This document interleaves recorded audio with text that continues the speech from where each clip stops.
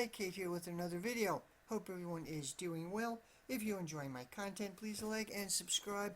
Helps me build the channel. A few things. First, I realize I have a bit of a mic problem. My mic broke. I'm getting it repaired. Hopefully next week. Should have one person mention that they're trouble hearing me. So I hope the volume is okay. If it's not, let me know. I'll try to speak louder. YouTube really sucks in so many ways. Matter of time before they take down my channel. They're taking down independent journalists left and right. They're really cracking down with their insane censorship. So if I'm not here, I'm on Rumble. I'll provide a Rumble link. It's Kate Fry, one word, Katefrey on Rumble. Rumble is not as user-friendly. The interface isn't as good, but it's censorship-free. Anyway. Okay, so as everyone knows, the people in Gaza are not doing as well, that well. This is my take on what's been happening in Palestine recently. First, Gaza, it's been called the world's largest open-air prison. 2.3 million people are in an area, it's one of the most densely packed parts of the world, are in an area roughly 5 miles by 40 miles, roughly a rectangular section. They've been under blockade by Israel since 2007, really earlier than that, but strict blockade since 2007, punishing them for voting for Hamas. And the blockade, the Israelis strictly monitor, strictly regulate food, medicine, building supplies, anything that can go in and out. Between 2007 and 2009, roughly, they quote, Israelis quote, put the people of Gaza on a quote diet. They have a mathematical formula, what people were, how many calories people were allowed to eat each day, and they put them on, they really sharply restricted the amount of food that's been allowed to go into Gaza, which is really basically starved the population.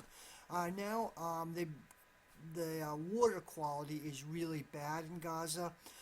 There's constant bombing. The water purification facilities have been destroyed or wrecked. So there's contaminated water. Many people have to take water with sewage or drink contaminated water. It's estimated that apparently 30% of everyone in Gaza has kidney problems because of this. There are horrifying stories of mothers have to give their children bad water, sewer water to drink. There's absolutely nothing else available. A horrible situation. Max Blumenthal, a journalist who spent a lot of time in Gaza, he mentioned he was with a fisherman, a Gazan fisherman who went out, a commercial fisherman, and he went out, there are good fish only available like 300 kilometers out, 300 kilometers, but the Israelis won't let them get past 200 kilometers. They threaten to sink the guy's boat. So the people are sharply restricted, what they can get, what they can do. They can't leave Gaza, extremely difficult to leave Gaza. There's a really horrible situation, a wave of suicides in Gaza, what recently Max Blumenthal mentioned, recently a 9-year-old boy committed suicide. This total mood of despair and despondency. 30% of everyone in Gaza are addicted to painkillers, a certain type of painkiller medication. It's a Muslim society, so alcohol isn't available, but if there was, there'd be a lot of alcoholism, but people are addicted to painkillers and so on. Horrible situation. This goes on for year after year after year. No way out. It's been going on for 15 years now. There's no way out. Just mood of just despondency and despair. Also, since 2007, Israel, before the current situation, there have been five military clashes between basically Hamas and Gaza and Israel. Massively, Gaza sends a few missiles into Israel, kills civilians, couple hundred civilians, but the retaliation is massively disproportionate, massively. Hundreds or thousands of people were killed in retaliation. 2009, there was the March of the Return, where people actually, it was a peaceful protest march. Some people had rocks and stones, some young men had stones or tire irons and things like that, but it was unarmed, it was a peaceful demonstration, and the IDF opened fire and killed 200 people. They targeted journalists, activists, so on. In fact, later on, it came out, one guy admitted that the IDF gave him orders, the officers gave him orders to aim for people's legs. Gaza is packed with young men who are missing an arm, a leg, and on crutches, on a wheelchair, missing an eye. It's just packed. Utter horrific situation. And it's going on and on and on. So one way of looking at this isn't so much a Hamas-Israel war, as the media says, it's a Gazan-Israeli war. War of Gaza, the people of Gaza against Israel. People fighting back on the only way they know how. So some background. The media makes it seem like this all started on October 8th or October 9th. They don't give any historical background. Everyone's shocked at the horrors of Hamas and horrible things they do, but some historical background is really important. So basically, Israel, of course, was founded on the violent ethnic cleansing of the indigenous population, the Palestinians, what Palestinians call the Nakba, the catastrophe. Something like 750,000 people were violently expelled. 70% of the population of Gaza are refugees or descendants of refugees from that period. Today, the Palestinians live there. Palestinians live in Gaza, 2.3 million in Gaza, about 5 million in the West Bank, but they're walled into ghettos. West Bank is packed with settlements, Israeli settlements. People in West Bank are confined, these basically ghetto-like, humiliating checkpoints everywhere. There are Israeli Arabs, 20% of the population are Arab, of Israel are Arabs. They are Israeli citizens, but they are restricted. They are discriminated against. As massive racism. They're marginalized, marginal employment, and so on. They do have citizenship rights, and there are small Arab parties which are in the Knesset and the Israeli parliament, but they are restricted. So Israel has been at basically a constant state of war against both the Palestinians and the surrounding Arab states ever since then, since 1948, 1949, when the state was founded. From the 50s to roughly maybe the 70s or so, Israel claimed to be socialist. They had left social democratic parties, Labor, Mapan, the Communist Party for a while. They claimed to be socialist. They weren't really, but they had something of a socialist ethos. The kibbutz is communal farms, were the symbol of Israel. Very few Israelis ever went to live on a kibbutz, but they were sort of the national symbol of Israel. They regarded themselves as hardy socialist pioneers building a new society in the wilderness. Zionist history doesn't recognize the Nakba. They have a totally different explanation for it. They don't recognize this actually occurred. There's abundant evidence that it did occur. Ilian Pappy is an Israeli historian. He has a really good PDF. You can get it for free. I'll try to post the link. Ilian Pappy goes over the Zionist, refutes the Zionist talking points. It's really good, worthwhile reading. Zionists don't recognize the Nakba happened.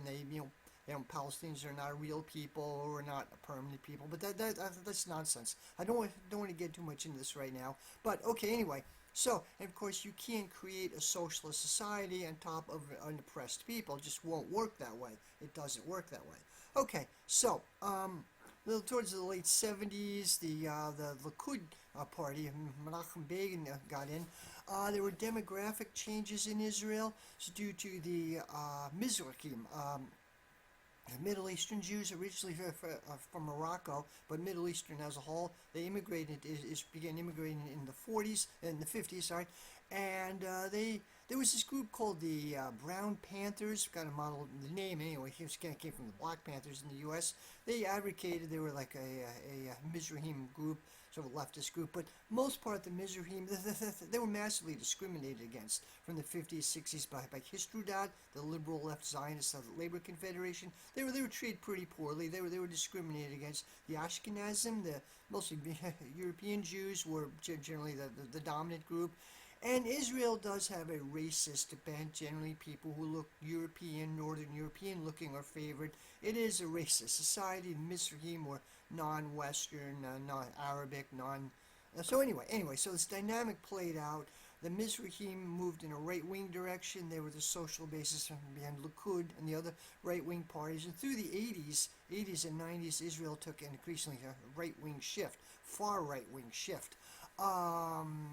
Max Blumenthal, a journalist who spent a long time living in Israel with the Gray Zone, he wrote this book, Goliath, in 2017 about his experiences there, and he describes really a fascistic society, an extremist fascistic society. There's one incident where a group of people, anti-war protesters, tried to have a peace rally, and a mob, thousands of people came to attack them. A mob developed. It's like the mentality describes this mentality through all layers of Israeli society, kind of a fascistic mentality, hatred of Palestinians, hatred of leftists. There were leftists, certainly socialists, many left in Israel. The left largely collapsed in Israel. The Labour Party is now a small, minor party. Other more radical socialist groups kind of collapsed or splintered, and people like now the leftist activists immigrated. It's very hard to organize something. And Max Blumenthal describes like a really almost fascistic society that's evolved. He describes some of these politicians, right-wing politicians, basically political gangsters, some of them. So the current Prime Minister, Benjamin Netanyahu, Bibi Netanyahu, has his third term as, not consecutive, but he's been Prime Minister 3 different times. Very corrupt figure, extremely corrupt figure. I believe Anya Parentpal of the Grey Zone calls him the Crime Minister. He has, I think it's 3 complicated corruption scandals still going through the courts. He famously tried to basically neutralize the Israeli Supreme Court in 2019, 2020. Basically, the Israeli Supreme Court is dominated by Ashkenazi Jews. They're generally liberal, secular. There's one Mizrahim. And so what Netanyahu tried to do is a law which would enable Parliament to nullify the Supreme Court, essentially supersede the decisions of the Supreme Court. And so kicked off a protest movement, like hundreds of thousands of people during COVID from 2020, 2021. Hundreds of thousands of people all over Israel protested against this. And it was a sharply polarized society. One instance, some 400 IDF members said they wouldn't fight for the current government, like brought Israel really to the brink of civil war or some kind of state collapse. Dan Cohen is another independent journalist. He spent a lot of time living in Israel. He's Jewish. He had his bar mitzvah in Tel Aviv. He came from a Zionist family, but he said he evolved. He broke out of it. He knows Israel very, very well. He knows Gaza and Palestinians very well. He's an amazing journalist. I'll provide a link to some of his work. And he also describes as Israel still on the brink of civil war, even now. Max Blumenthal wrote the book in 2017. Even now, it's still highly polarized society. And in this struggle, Palestinians were not a part of it. No really faction reached out to the Palestinians or the Israeli Arabs, for the most part. Believe it or not, the far right-wing parties made a few overtures to Palestinian Arabs, odd as that sounds. But Palestinians were just not part of the struggle. They were not considered part of it at all. So, according to one theory, Netanyahu actually has to remain prime minister. If he steps down, he'll go to jail. He's trying to keep in office as long as possible. There's also a theory that the massive protest movements against Netanyahu were basically a color revolution, partly a U.S. attempt to bring Netanyahu down. I mean, the U.S. doesn't want Israel to be, the CIA or whoever's in charge of that doesn't want Israel to be too destabilized. So they were not that I like Netanyahu anyway, but they were a color revolution. I believe they're color revolutions elements to what happened. Anyway, okay, 1993, there were what they call the Oslo Accords, where many of the secular Palestinian factions, Al-Fatah, never agreed to a so-called two-state solution. Not a two-state solution, but they agreed to respect Israel's 1967 borders. I believe the PFLP as well, Popular Front for the Liberation of Palestine, did for a time. They kind of agreed to respect, and there was some move towards Palestinian statehood. It was Palestinian self-government, but the whole thing, and it was a step towards a two-state solution, but the whole thing was a disaster for the Palestinians. Aaron Mate, also with the Grey Zone, calls it a neo-colonial project. Essentially, what came out of it, the Palestinian Authority now runs the West Bank. They're a corrupt, very corrupt, brutal puppet regime of the Israelis. They're sponsored by the U.S. They get something like $600 a year in foreign aid from the U.S. Essentially pays pays them basically. They're a public government, and their military is trained by the U.S., which is never a good sign. They're very corrupt, not very well respected. Okay. So the Oslo thing was a disaster for the Palestinians, made things worse. The West Bank became enroached and totally saturated with the Israeli settlements after that time, and so any material basis for its independent state was gone. Hamas, which is the dominant faction in Gaza, they came out of early 1980s after the first Intifada. They evolved out of a charity connected with the Egyptian Muslim Brotherhood. There are theories it seems likely they were fostered by Israeli security, Shin Bet. They were kind of somewhat fostered by Israeli security in theory that they would keep people more passive. People more religious, so they're more passive, opium of the masses type thing. Well, it kind of backfired on them. Hamas quickly emerged as a very militant group. They had a split from the Muslim Brotherhood, some sort of split. They became a very militant organization. Also, stories that Netanyahu, especially in his second term, helped Hamas secretly, like fostered them, gave them funding somehow or other, or encouraged them to get funding. Qatar, or Qatar, either way, both pronunciations are correct. Qatar is the largest funder of Hamas. They have an office in Qatar. Al Jazeera, which is the Qatari news network, is very pro-Hamas, kind of surprisingly, but they're generally very pro-Hamas. And Hamas, often called a terrorist group, it's basically a political party with a political faction and a military faction. The Al-Qassam brigades are the military faction. The other dominant group, is called PIJ, Palestinian Islamic Jihad. They also came out of the Egyptian Muslim Brotherhood somewhat later, like the later 1980s, I believe. They have a somewhat different ideology. They're both Islamist. Islamic Jihad is more closer to Hezbollah and the Iranians than Hamas was. Anyway, Hamas won the elections in 2005, I believe it was, and in retaliation. Now, they also won the election in the West Bank as well, but it was nullified by the Palestinian Authority. There was a civil war, a brief civil war, a Palestinian civil war, and the Israelis were happy to see Palestinians fighting each other. And so the Palestinian Authority nominally controls both areas, but they control the West Bank. Hamas controls Gaza, and there's Islamic Jihad and a few smaller groups. The secular left is a shadow of what it used to be. There are groups like Layla Khalid, the PFLP, Popular Front for Liberation of Palestine, and several splinter groups. They've had a revival in the last couple of years. They've had a revival, but any group which went along with the Oslo Accords has become massively unpopular. Two-state solution in Oslo is very unpopular with the Palestinian people. Okay, so that's some of the historic background. There's been constant clashes. The Al-Aqsa Mosque complex is another issue. Constant provocations. Al-Aqsa Mosque, it's a complex. It's on the site of what's supposed to be King Solomon's temple. Now, historians debate whether this actually existed, was mythological. We don't really know. There was a second temple built there when it was Romans or a Roman puppet state. It was destroyed by the Romans. I don't know the year. The Wailing Wall is a remnant of the second temple. So there's a third temple movement, sort of an extremist. It's not mainstream Judaism, but there's an extremist movement who believes that the Messiah will come when Jews are able to build a third temple on the site of Al-Qassam. However, there's a mosque already there. The Al-Qassam Mosque is the third holiest shrine in Islam. Muslims generally believe that that's where God created Adam, or where Abraham was about to sacrifice his son. I'm not a big fan of organized religion in general, but just saying it's a religion of about 1 billion people, a large part of the world's population. And in recent years, there have been massive provocations. At one point, IDF came in and tear gassed everyone at the mosque. They there's instant couple in 2000, sorry, 1990 incident. I think 150 people were killed. A gunman killed just 150 people there.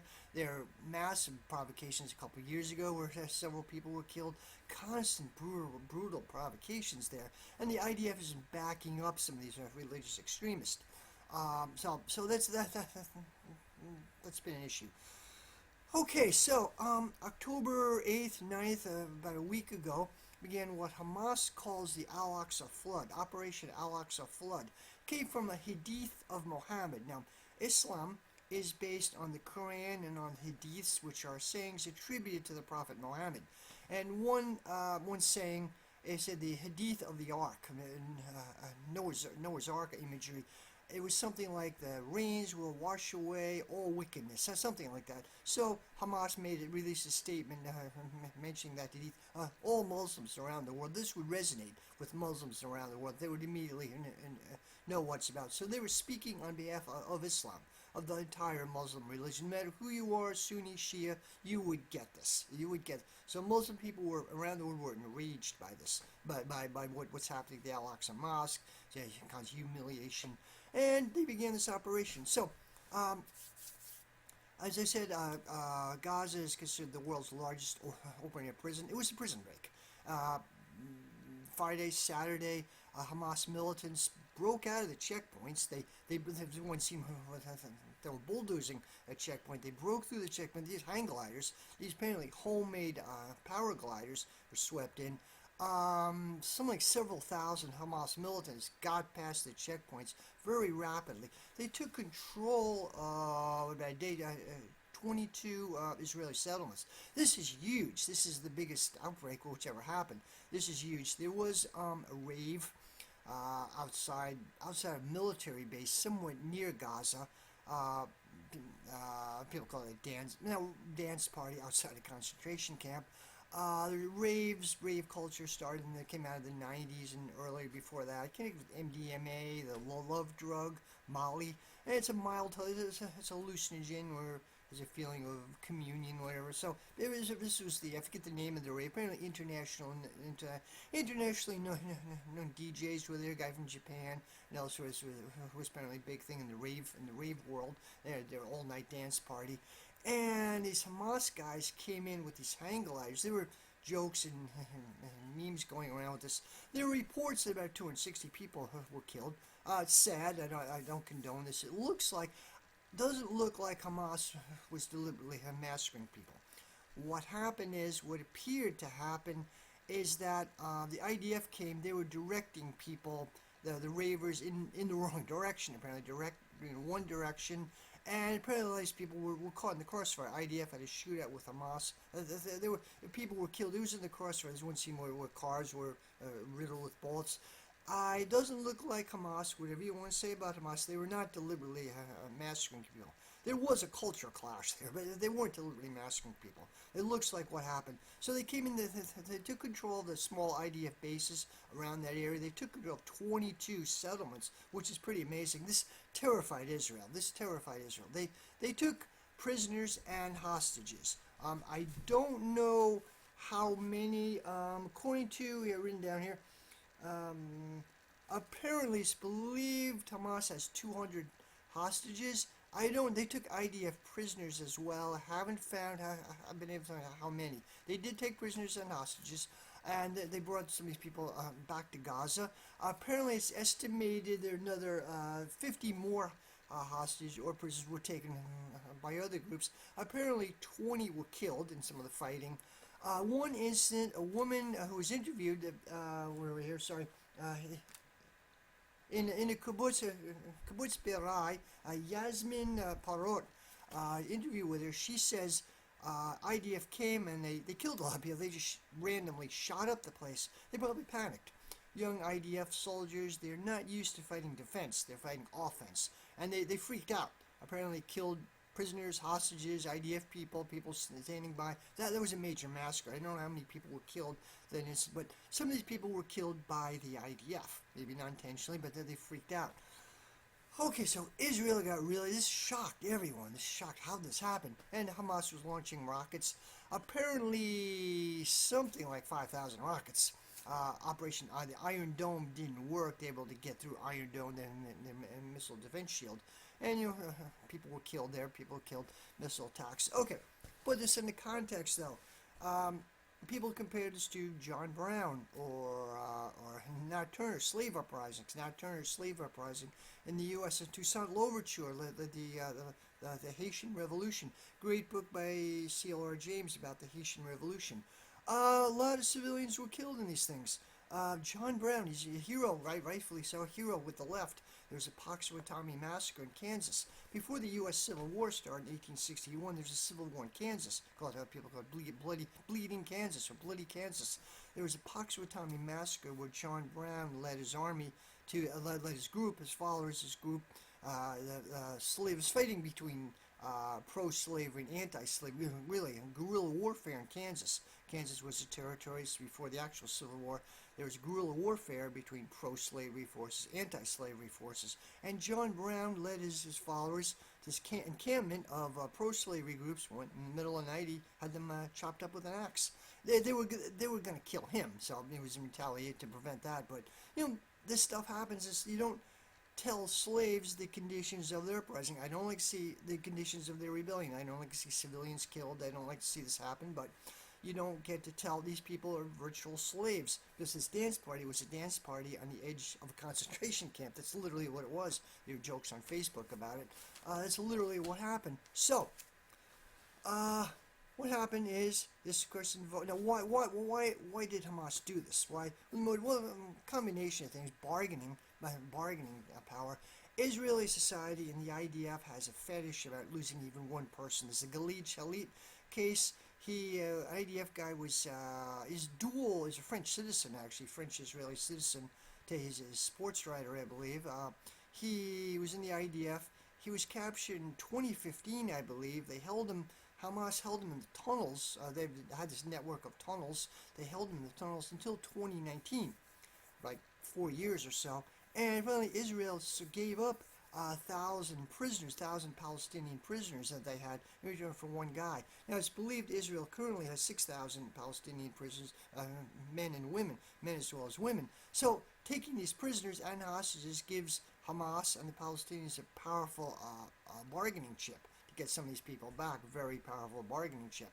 By the way, I should mention that according to like 2021, the last uprising, many people said that, while they don't agree with Hamas's or Islamic Jihad's politics or their Islamism, they are regarded as the military wing of the resistance, of the Palestinian resistance.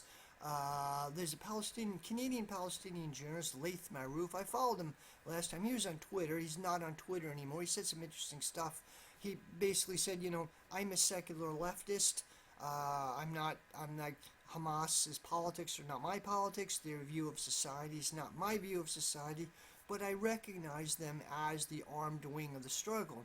Max Blumenthal and many other people who are on the ground in Palestine, in the West Bank, or in Gaza, said, it's a consensus of working class Palestinians. Many are not Islamists, don't dig their politics of Hamas or these other groups, but just the same, they're widely recognized to be the armed wing of the resistance. Well, whether they like it or not, they are the armed wing of the resistance, like it or not. So, that's a factor there. Anyway, so one motivation for what Hamas did, prisoners, to take prisoners and hostages. Taking hostages is not good, but keep in mind, there's a blurry line in Israel between it's a highly militarized society. It's a blurry line between civilians and the military. Everyone is in the IDF. Like all men have to be in the military for 3 years, women for 2 years. Everyone is in the reserves until the age of 40. Not all are in the active reserves. That's a smaller group, but just the same. Like the people at the rave, most likely were IDF, or actually off-duty IDF, or in the reserves. They had all been in the IDF. So, also the settlements could be seen essentially military colonies. They're not just a bunch of farmers, hippie farmers or whatever. They're military colonies, essentially planted in what was Palestinian land. And breaking out, so this could be seen, the Hamas offensive could be seen as a prison break. Essentially, they're not so much breaking into Israel, they're breaking into land which was in there. The Hamas militants got to Ashkelon, which I believe it's the third largest port in Israel. It's a major large town or large city. It was a Palestinian city. All Israeli cities and towns were Palestinian. All of them. They were Palestinian. They changed the name, pushed most of the people out, but they were. So they're people trying to get to their land, basically. And it was also very moving stories that when Hamas people broke out, they said, when they killed an IDF person, said, "This is for my father. This is for my brother. This is for my uncle." Virtually everyone lost somebody. This is, they're under a horrific situation. They're fighting back the only way they know how. I don't think it's good killing civilians. Or taking hostages. I don't condone that, but, slave uprisings are very messy, extremely messy. That's my take on it. Okay, so that's one thing. When they take prisoners and hostages, the geopolitics, Saudi Arabia might have been close to recognizing Israel. During the Trump administration, there were the Abraham Accords. Now, Trump didn't have any principles. I mean, he could have gone along with whoever he talks to in the past 15 minutes. Trump didn't really seem to believe in anything. There was this figure, I believe he died, Sheldon Adelson, a casino magnate, Las Vegas, owns casinos in Macau and Las Vegas, really sleazy figure, a very extreme Zionist. And he was friends with Jared Kushner, and he was close to Trump. He paid for Trump's campaign expenses, so he moved Trump in a Zionist direction, in a very pro-Zionist direction. So, Trump and Jared Kushner was pretending he's Henry Kissinger, doing shuttle diplomacy and going back and forth. So apparently and Trump got along well with MBS, Mohammed bin Salman, the crown prince of Saudi Arabia, had a coup a couple years earlier, famously had a coup. And Trump had a lot of fun in Saudi Arabia. He was doing the sword dance. There's that weird scene where the Arab leaders are there, the globe in the front of the hotel looked like some Illuminati ritual. There was that weird scene.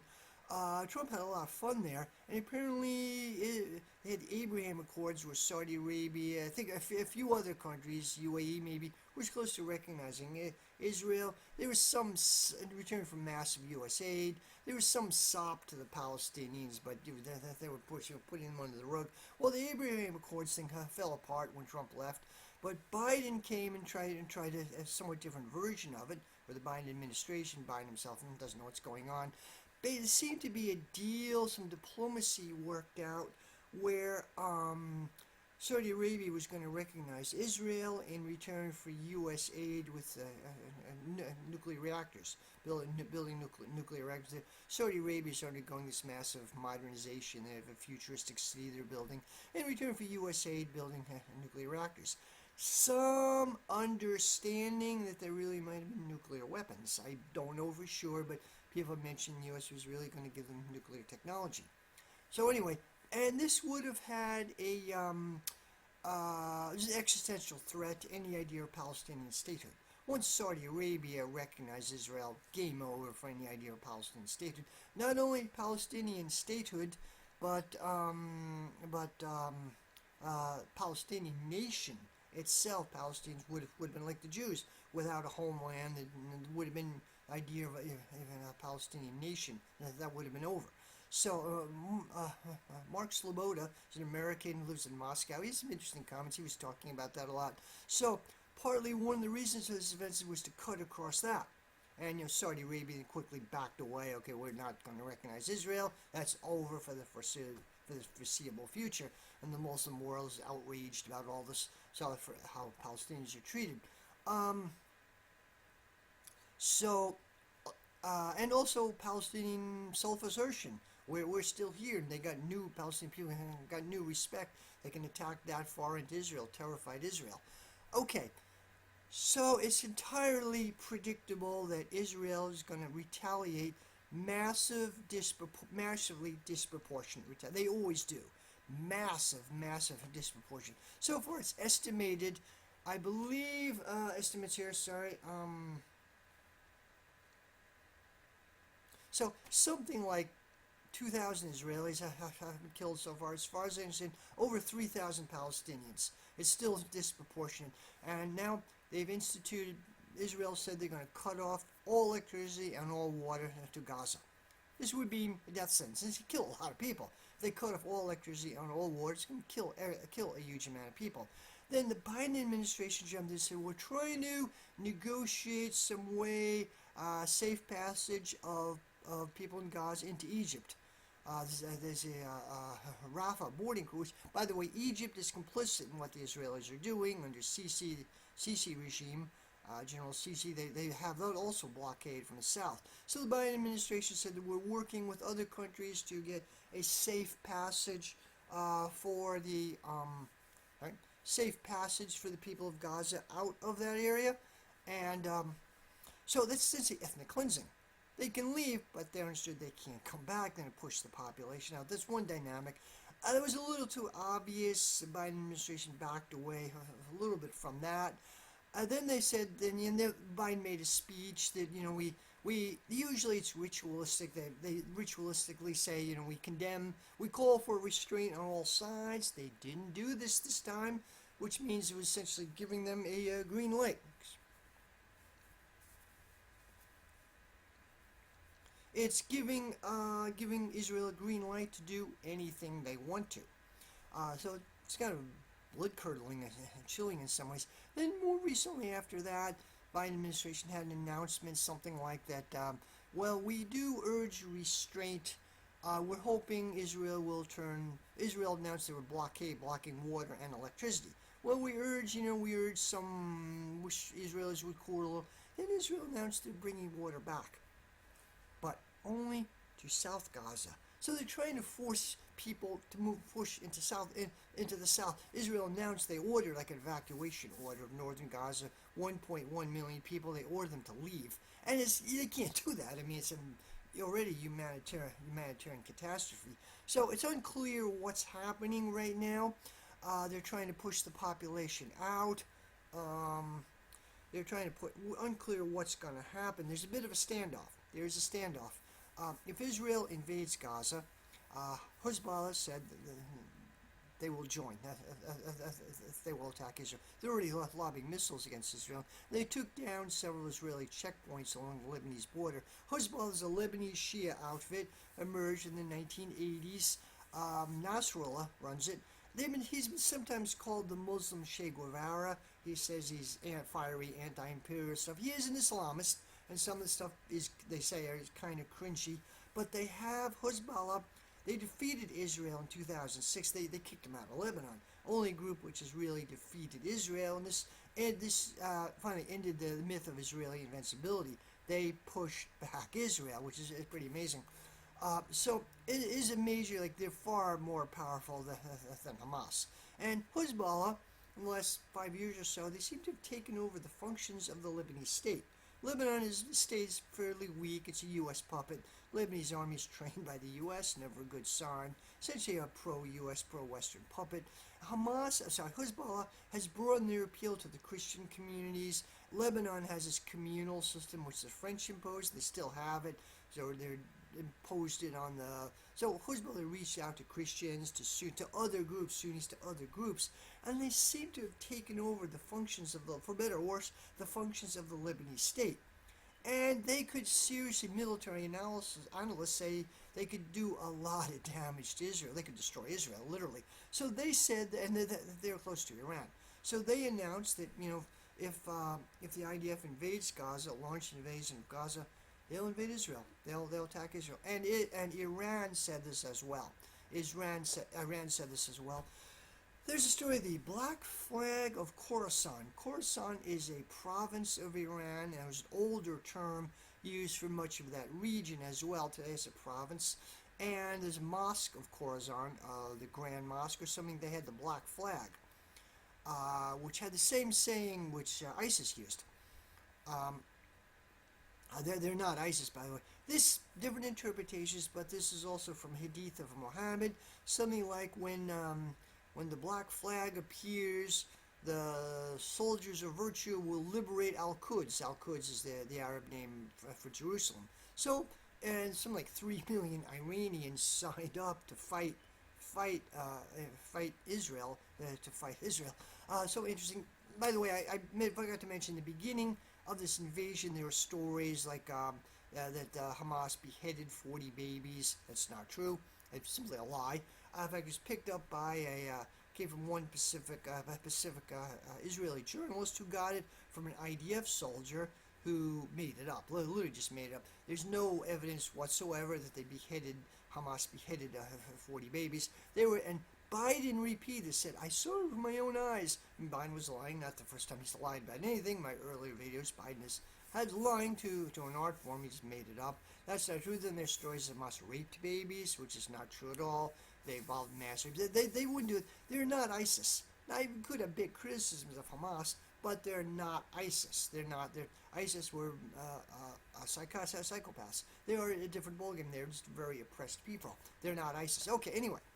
So anyway, Israel has this really strict block, and we're close to invading Gaza. It seems like a standoff. They have invaded in some areas, like pinprick invasions, to try to find the hostages, or prisoners to get their people out.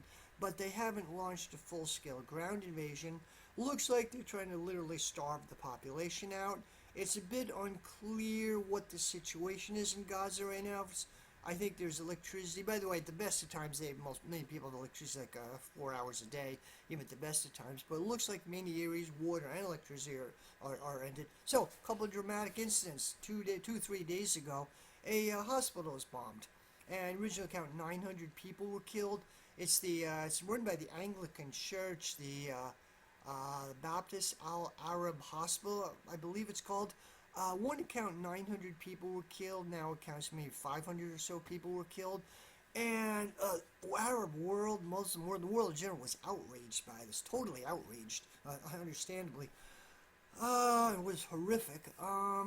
Looks like it was deliberately targeted. The Anglican Archbishop of Gaza, I guess, said the IDF had announced 4 different times that they were going to hit the hospital. They told them they had 4 different warnings.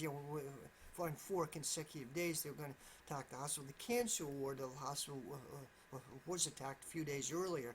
So it looks like yes. So there's pushback. People saying no, it didn't happen. There's no crater. Some people saying a nearby parking lot was actually bombed, which might be true. I don't know, but it does look like several hundred people were killed. It was aimed at a hospital. Israel does target ambulances. They are known to do this. More recent thing, a church, Greek Orthodox church, was hit. Looks like deliberately. Estimates between 200 and 400 people were killed. This is really the 3rd oldest church in Christianity. Or it's built on the site of the 3rd oldest church. The church itself was built in the 1100s. They destroyed the church, killed at least 200 people, on and on and on. It's really horrific. So people complain about Hamas's atrocities. Someone's in the historic background and the massive disproportionality, which has been happening for year after year after year after year. And Israeli politicians are pretty much openly saying they want ethnic cleansing. Okay, so reaction. In the U.S., reaction among politicians, the populist right, which I think correctly opposed the Ukraine proxy war. Marjorie Taylor Greene and many other people were correctly, many people in the populist right were opposing what was happening in Ukraine as far as the proxy war and supporting the Nazis. But they were correct. On the other hand, they're very pro-Israeli, super pro-Zionist. Like some Christian fundamentalism, evangelical Christianity. They're very, very pro-Zionist. Nikki Haley, who's running for president, she actually said we need to finally end this, like playing a genocide, exterminating the people. She's Indian background. She's a Sikh, or her family are Sikh. She's nominally an evangelical Christian. She's an opportunist, but she's. I don't know if that's, people said that might factor into it. I don't really know. But other right-wing, other conservative politicians are saying similar things. Ben Shapiro and a bunch of other right was very pro-Israeli, super pro-Israeli. There was a rally in New York last week, a pro-Palestinian rally, Palestinian solidarity rally, and there was one incident where he might have been in the PSL. I'm not really sure, but a guy was making a joke about dead hipsters, referring to the people at the rave. And it was a tasteless joke. It wasn't a good joke. It was a tasteless joke. Okay, so AOC and other people, Governor Hochul of New York, use that as a reason to denounce the entire rally. Oh, it's disgusting. That's disgusting. The mainstream was initially outraged at the fact that people would have solidarity with Palestinians. The way they saw it, Israel is innocent, and this evil terrorist group came from out of nowhere and started raping babies and killing people left and right without any historic background to it. So AOC stopped, my previous videos, my opinion of AOC, she's stopped pretending to be on the left. She never was. But she, stopped pretending to be progressive. She couldn't carry on the charade anymore. She's solidly a mainstream Democrat. They're pushing their narratives. And, she denounced the entire rally, as well as originally at the beginning of her career, she was actually kind of pro-Palestinian. She was critical of Zionism at the beginning of her career. That's all over. She's solidly pro-mainstream Democrat now. And the squad were, all over the place, not really doing anything very effectively. RFK Jr. came off disgusting. He's doubled down on the Zionism without any... Interesting, RFK Jr., Dennis Kucinich, I mentioned him in a previous video. Dennis Kucinich was his campaign manager. What's this? Dennis Kucinich was his campaign manager. Kucinich, the left, might have been pushed out or fired. We don't really know. His daughter-in-law, who was a CIA asset, is now running his campaign. So I don't have much hope for RFK Jr. He's running as independent. He left the Democratic Party to his credit, but I don't think he's going to go anywhere really. Later on, I kind of thought he might be like a hand grenade tossed, disrupt the system. I don't have much hope for him. Cornel West. Earlier video, my previous video, I talked about Cornel West. Seems like that was a couple weeks ago, a month or so ago. It's a different world now. Cornel West, by the way, left the Green Party altogether. He's running fully independent. That destroys any significance he might have had. What did he say about the Green Party? They were on ballots, maybe at least 20 ballots. I read that at different accounts. But they do have a political machine and network of people who can get them on ballots. They have campaign workers. They have some political machine. Now, he gave that up for nothing. There's a theory that Peter Dow, his new campaign manager, was behind that. He may very well be a covert infiltrator from the Democrats. A theory that Jill Stein did this on purpose. Jill Stein got Peter Dow to be his campaign manager. Jill Stein probably knew full well what Peter Dow was. She's not dumb. She knew full well what Peter Dow was and that he was going to bring him out of the Democratic Party, and that's what she wanted. She and Ajumu Baraka, that's what they wanted. They sensed pretty early on that Cornel West did not really have what it takes. He's a petty bourgeois academic. I mean, well-meaning guy. I don't dislike the guy, but he couldn't play politics.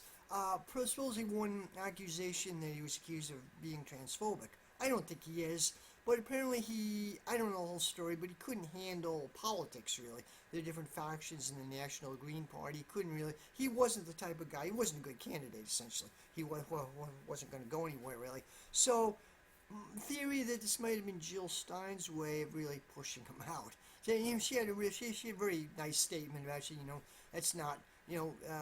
Cornel West was frustrated because he couldn't be himself. He didn't want to work within a big party. If you're going to be, the idea of an independent campaign like that is to build a movement, not to build your own brand, is to build a movement. He wasn't able to do that, and they kind of sensed they deliberately pushed him out. That's a theory anyway. But regardless, he made a really weak statement about Israel-Palestine struggle. Well, I condemn violence on all sides. We need a peaceful, something like a really weak statement like that. He's going into political insignificance. He's not a really significant figure. But as far as I know, any other politicians are basically, supposedly there's a mutiny, some kind of State Department, younger State Department officials are circulating petitions. They don't go along with this. We are on the edge of a precipice. We are on the brink of a third world war. Biden has been, one thing Biden's really good at is getting us to the brink of a third world war several times in the Ukraine crisis. Ukraine is now kind of on the back burner. The war is still going on. Not a lot has changed there. I believe there's a somewhat successful Ukrainian counteroffensive on Advika, but that was pushed back. It's still a slow, grinding war. I'm a bit puzzled why Ukraine hasn't collapsed by now, but there's massive Western aid. It's still going on, but it's kind of in the back burner now. So, a very tense situation. I don't know how it's going to play out. Oh, by the way, Russia. Russia, of course, is friends with Iran, and Putin has had a few statements, pro-Palestine statements. People say it's kind of Russia was kind of reluctant to get too involved. First, Israel, strange as it sounds, they do have kind of a Russian element. There are over, I think, about 1.5 million Russian immigrants in Israel right now. Relatively recent immigrants. Some of these people go back to Soviet times, but also more recent element. Many of these people are nominally Jewish, or probably not Jewish at all. I've never been there. Friends of mine say they're, Tel Aviv or Haifa. Some cities have Russian neighborhoods where the shops have Cyrillic letters, and on Russian Orthodox holidays, everything shuts down. And there was an incident about 5 years ago where a bunch of Russian teenagers were caught writing swastikas and Nazi graffiti on a Jewish cemetery. And so some of these people are just barely, not really Jewish. They went there to try to have a better life for whatever reason. Some of these people. So anyway, Russian element, many of these Russians in Israel are actually pro-Russian. They support Russia during the Ukraine war. They actually generally like Putin, and they're pro-Russian. And on top of that, Israel does have, is more muted now, but they do have some Soviet nostalgia. The Soviet Union was one of the first countries to recognize Israel, and communist parties, pro-Soviet communist parties, for a while support Israel. And there's some, I mean, it's a different world now, but there's still some nostalgia for that in Israel to this day. So, for a variety of reasons, Putin is maybe a bit reluctant to push all that away. He has a potential reserve of supporters. Some of these Russian Israelis are in the Knesset. They've been fairly vocal about supporting Ukraine. I mean, Israel is solidly in the Western camp, of course, dependent on the U.S., solidly in the Western camp, of course, but there is some kind of muted pro-Russian element there. Okay, it's one thing going on. Also, Russia hates Hamas. They have a lot of bad. Hamas was originally supported by Assad of Syria, but they broke with Assad during the Syrian civil war, and they supported these jihadi groups. And they were loggerheads with Hezbollah and some of these other groups. They've kind of had a bit of a rapprochement. They're now rapprochement with Assad and with Hezbollah and with Iran. A bit of a rapprochement, but they were on the opposite side. So there's one thing going on. But recently Lavrov said that Russia, now the foreign minister of Russia, said that they officially recognize Hamas as the legitimate government of Gaza. They do recognize, so there's some rapprochement. If push comes to shove, Russia will support Iran. They don't have a formal alliance with Iran. Iran is in the BRICS and is close to Russia and China, the evolving axis, the multipolar world axis. But it's not an official alliance. They don't have an official military alliance like NATO. But if push comes to shove, Russia will side with Iran. There's no doubt about it. So it's a very dangerous situation. I think Israel, I don't think they'll invade Gaza. They're trying to starve them out. And I'm a bit unclear about the current situation, but they'll starve them out. And then they'll make it, maybe they'll bomb the hell out of northern Gaza. It will supposedly make it easier. People say it's like Stalingrad. Douglas McGregor had a really interesting interview, a former colonel actually. He never got to be general. He was close to Trump anyway, but he says some interesting commentary about Ukraine and elsewhere, which a lot of people on the left would agree with. And he says like the Battle of Stalingrad, it's the Palestinian Stalingrad, they're the Palestinians as the Russians, they were Russian Germans advisors were begging Hitler not to totally destroy Stalin, not to make it a sea of rubble, because that would make it that much easier for the Russians, but they did it anyway. So they're doing the same thing. This will actually, same thing in northern Gaza. This could make it easier for Hamas. However it plays out, Israel is going to have a very difficult time invading Gaza. And it's a standoff. I don't know how long this is going to go on. I don't know how long it's going to play out. There's a story that there's buzz going around that there's Biden maybe or the U.S. trying to organize an aid convoy from Egypt, 20 trucks, which is not that much, but some kind of small food aid convoy. It's unclear how it's a standoff right now. Israel can't really back down without losing a lot of credibility. They can't have an immediate ceasefire. They had a major incursion. On the other hand, they can't invade Gaza either. So I don't know how it's going to play out. Anyway, I hope you enjoy my content. I would have liked this to be deeper. I didn't have a lot of time to do as much research as I would have wanted. I've been horrified by the whole situation, watching it, totally horrified. And, I ambiguously, you know how I feel. Um, you know how I feel about this whole situation. People, you can't judge how slaves fight back. Okay, anyway, have a good day, and that's it.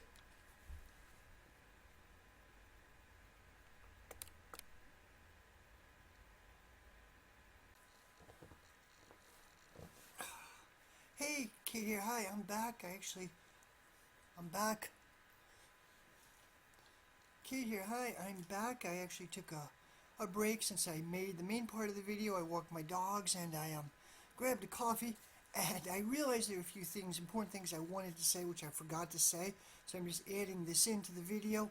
Okay, first of all, to start, I was in for 10 years, I was in a group called CWI, the Committee for Workers International. It's a Trotskyist organization. They're the second largest Trotskyist group, international in the world.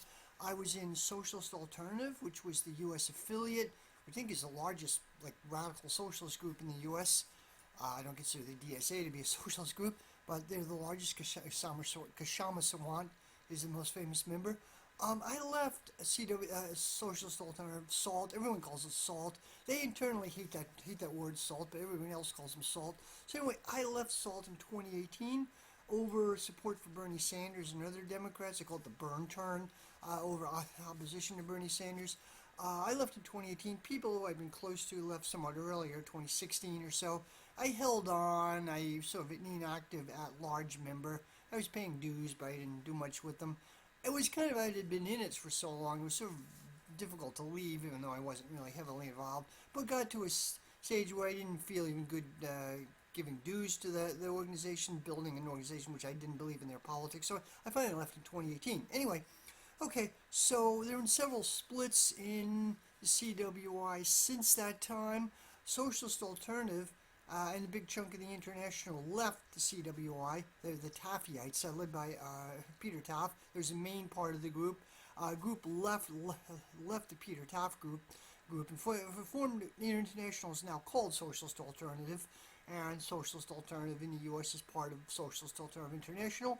Meanwhile, a group split off from them, or several groups split off, but there's a left split. People who had been in Socialist Alternatives left opposition. I was part of the opposition, who had been sort of informal grouping who opposed the burn turn, the support for Bernie Sanders and the Democrats. So, okay, a core based around the Worcester branch split then from Socialist Alternative, and they rejoined the CWI, the Taffieites, the Peter Taft group. They rejoined it, and they're rebuilding an organization. I wish them well. I'm not a member. I toyed with the idea of rejoining them for a time, but by now, just so many differences in politics. I just don't agree with them on so many levels. I wish them well, but okay. So the Middle Eastern politics. Apparently, both Socialist Alternative and the several splits, they support a two-state solution, even now, which I think is pretty much impossible. They support a two-state solution. They do not support BDS, the Boycott, Divestment, Sanction movement. I support it. They do not support it. I'll talk about that in a minute. Also, I debated about 2021, the last Gaza uprising, big collision between the IDF and Hamas.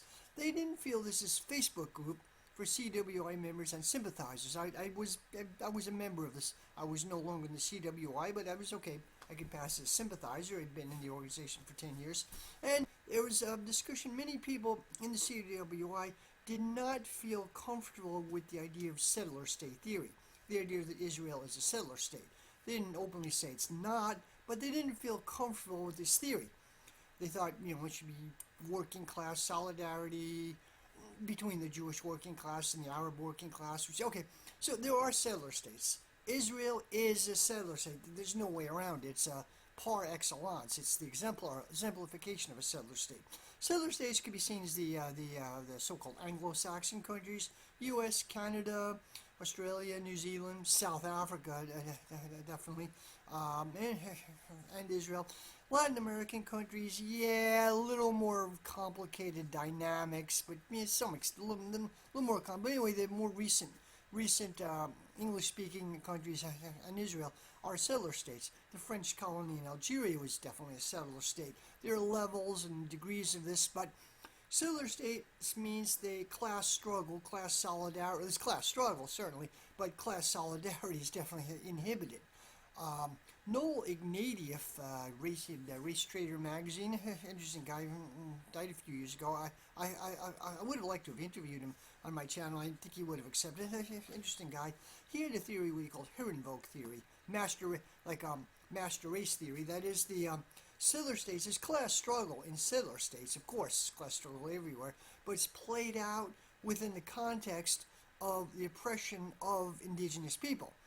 Like there was not Bacon's rebellion in Virginia in the 17th century, and poor whites united with the African immigrants.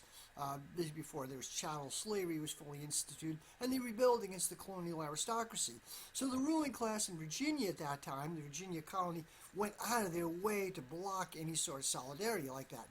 Same thing in South Africa and Israel. My understanding in South Africa, like official apartheid was instituted in the early 1960s, as I remember, but roots of it go way, way, way back. But there's never been any solidarity between the white South African working class and the African struggle. It simply hasn't happened. In fact, the motto of the South African Communist Party in the early 20s for a time was "Workers of the world unite for white South Africa." The Comintern scolded them for that, and they dropped it. But was class struggle, a lot of class struggle. The poor Dutch immigrant, the Boers, the poor Dutch, some of the poor English immigrants. There was class struggle, yeah, but it was played out within the context of oppressing the Africans. Had never had any solidarity with the Africans. Just hasn't happened. There have been badass revolutionaries, white revolutionaries, who had solidarity with the Africans, of course. And there was South African Communist Party, founded by white people, white South Africans. Certainly have been badass white revolutionaries who were part of the anti-apartheid struggle, absolutely. But to my knowledge, as a whole, there hasn't been any major solidarity with the working class as a whole. As I understand, there have been a fair number of whites who sympathize with the struggle, absolutely. But okay, same thing in French colony of Algeria. There were the Pieds Noirs. Poor immigrants, French-speaking people in Algeria who had been there for years. There was class struggle. There was a large communist party in French Algeria, but it was a white party. They didn't connect with the Arabs. They didn't connect, and it's extremely difficult to build solidarity in that situation. Same thing in Israel. To my understanding, to my knowledge, there has never been 75-year history of Israel. There's never been really solidarity between the Jewish working class and the Arab working class, the Palestinians. Hasn't happened. There have been a lot of badass revolutionaries, absolute Jewish revolutionaries, absolutely. Moshe Machover, Hillel Tickton, whole series of others. And there have been socialist and communist parties which have tried to organize or try to have solidarity with the Arabs, but those parties shrunk and split and dissolved. It's very, like people like Moshe Machover, immigrant, he's in the UK now. It's been extremely difficult, so people in the CWA kind of minimize this. They like to minimize it, and they didn't feel comfortable with settlers theory. They don't agree, and I would disagree with them. I don't know any way around this, but they have like a one-dimensional Marxism. CWI there's not like boycott, divestment, sanctions, a combination of reasons. Interestingly, Noam Chomsky and Norman Finkelstein also oppose it. I think Norman Finkelstein might have changed his position somewhat recently. I'm not really sure. The theory that it divides people, I don't get that. And the people already divided, certainly already divided.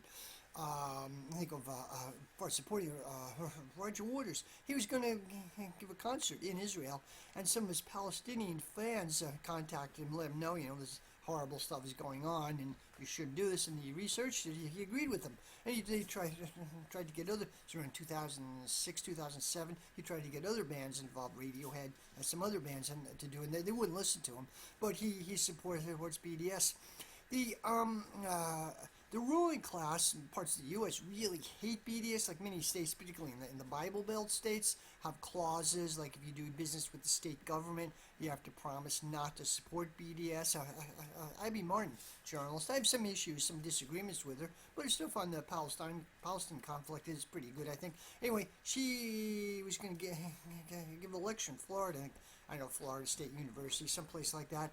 And she had to sign, they wanted her to sign something denouncing BDS. She refused to do it, and she had a lawsuit against the state of Florida, and she won the lawsuit. Parts of the ruling class really hate BDS. Now, argument against it's a liberal solution. Boycotts are liberal, consumer boycotts are liberal solutions. They're not really going to do very much. I don't know. Yeah, maybe it's true. Financial boycotts can, like one thing which finally brought down, made the white ruling class of South Africa decide to scrap apartheid was, I believe it was Citigroup finally instituted a complete shut off. They shut off South Africa to credit. I mean, it wasn't that they're a capitalist institution, of course, but they finally, the ruling class of South Africa, okay, they could basically keep the class system, keep capitalism, but end apartheid, allow some of the black leaders into it, African leaders into it, which is basically what they did. So I think, though, the importance of BDS is educating people. Many people feel they want to do something to help the Palestinians. They want to do something for the struggle. They realize how horrible the situation is, and they want to do something, and BDS is the only thing around. It's a way of educating people. You talk to people in the streets, say, why should you support BDS? Well, this is what they're doing. You get through the corporate media news blackout. You can connect with people, educate people. That's why I support it. In and of itself, it may not really do much, but it's a powerful tool to educate people. CWA argues that Israel is not an apartheid state. South Africa was apartheid. The fact that the African working class were economically linked in, they were subordinated. They were economically part of South African capitalism, while the Palestinians is a somewhat different situation. Yeah, maybe. I don't know. It's an argument over a term, basically. And the CWI as a whole is leery of these because it fosters Arab nationalism. I don't know. I mean, majority of Palestinians support the BDS movement. They support, definitely is an apartheid state. So I have disagreements with the CWI and many other, like Trotskyist organizations, not all of them, but many of them have a bad take. CWI are socialist alternatives, recent stuff. I read the recent article on it. It was boilerplate. It didn't say anything new. We need to build the Jewish working class and Arab and Palestinian workers needs to build socialist parties, need to unite and rise up and overthrow capitalism. It's boilerplate. Nothing new, nothing very original. They denounce Hamas and Islamic Jihad and Hezbollah. Yeah, sure. I mean, they are seen, these organizations, they are Islamist. I don't dig their politics. They wouldn't like me. Probably. I don't dig their politics, or their vision for society, but they are the armed branch of the struggle, for better or worse. They are the armed wing, seen as the armed wing of the struggle. You have to take that into account if you want to try to point any way forward. That's one thing I wanted to say. I do disagree with some former comrades, some organizations I've been in. I do have some disagreements with that. I wanted to say it's important to understand anti-Zionism is not the same thing as anti-Semitism. It's very important to understand this. The ruling class and the media is trying to conflate the two. RFK Jr., so many other people try to conflate the two. Mainstream politicians, if you like Jews, you have to support Israel. It's not the same thing. There's a group of Torah Jews, and I don't know if they have a big presence in Israel. They're in the U.S. They're all over social media now, which is interesting to see. They're a group of Orthodox Jews. They don't recognize the state of Israel. They feel it's to the Messiah. It's only up to the Messiah. God can create the state of Israel, not up to humans. They feel that Zionism is a perversion of Judaism, and probably right. That Zionism is a perversion of Judaism. Zionism itself is ultimately anti-Semitic. Dan Cohen makes a good case that Zionism is fascist. I mean, they had ties. Even the labor Zionists tried to contact Hitler during the Second World War. Even the labor Zionists, some of these people tried to make a deal with the Nazis. They wanted to fight the British. They hated the British too. They were willing to work out some accommodation. Some of the odd stuff going on. So it's really interesting. So that's one thing I wanted to say. Where to get information. U.S. Now I don't know the answer is struggle, man, basically. Sadly, but that's the answer. U.S. sponsors Israel huge amount of money every year. Used to be the Israeli economy was dependent on the U.S. It's not true now. In the last 20 years, Israel has developed a booming high-tech sector, so their economy is self-sufficient. But they are massively supported and billion. I actually don't know how much. 1.3 trillion dollars a year. I'm not sure if it's that high, but it's huge. Israel could not do what they're doing without massive U.S. backing. They are an extension of the empire. I mentioned they had some Russian ties from back in the day, but Israel is an extension of the empire. They're solidly. It's not the tail wagging the dog. It sometimes looks that way, but they're an extension of the U.S. empire. So the struggle largely is at home. A large part of the struggle is dissemination of information. Not write your congressman. That's not going to do anything. That nonsense. But they're very good. There are mass demonstrations. People are breaking through the media propaganda, the media blockade. There are mass demonstrations. There's a story that something like 400 State Department officials are signing this petition opposing what they're doing, opposing what Biden's policy. I'm skeptical about this. I mean, they didn't have any issues, all these other horrible things that the U.S. has been doing, but there's some element in the ruling class who realizes we're at the brink of a precipice, and they're, oh, wait a second, whoa. So dissemination of information, I think, is really important, and I'll mention a few things which I think are useful. If you know of anything else, you can mention on the comments. First, Electronic Intifada. They're a website, a media group led by Ali Abubina. He's, I believe, a Palestinian American. He has kind of a British accent, but a Palestinian American lives in Detroit, the Detroit area, and a group of people working with him. They're updated. They have some really videos. They have articles. They're really a good resource, excellent resource. Another one is Dan Cohen, independent journalist. He works with The Gray Zone, and he also works with Redacted. And he does work on his own. Some amazing interviews. Kim Iverson interviewed him. He's an excellent resource, I think, very knowledgeable. The Gray Zone, I was just saying from Max Blumenthal, also very knowledgeable with Goliath and 2017, a few other books. Max and Dan Cohen have collaborated, made several video documentaries together. They're both superb journalists. Both of them are really good in their own way. They're excellent resources. Middle East Observer is good. It's kind of interesting. 972. It's a leftist Israeli magazine. There's some good stuff. I haven't seen them in a while. I think Facebook is suppressing them. I used to see them, but plus 972 is good. A few other sources I can't think of off the top of my head. The media is trying to bury this barrage of media propaganda is going to get through this and educate. So I will try to post links on YouTube and Rockfin. I gotta say, YouTube is really freaking horrible. They're getting worse all the time. They're very strict censorship.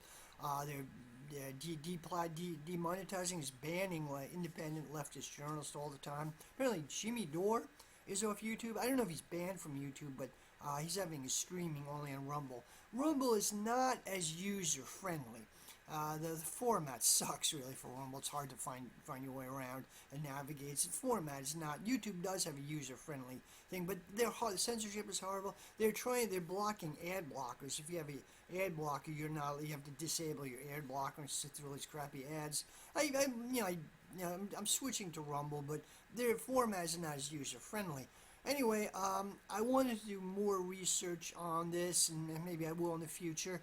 I have a full-time job and a weekend off, a bunch of things going on. But anyway, I hope you enjoy my work, and like and subscribe. And I'm going to provide my Rumble link. If I'm all of a sudden not here, you know I'm on Rumble. If YouTube decides to axe my channel, I'm expecting to do it, for them to do it in the next couple of months. But anyway, have fun and take care. Bye.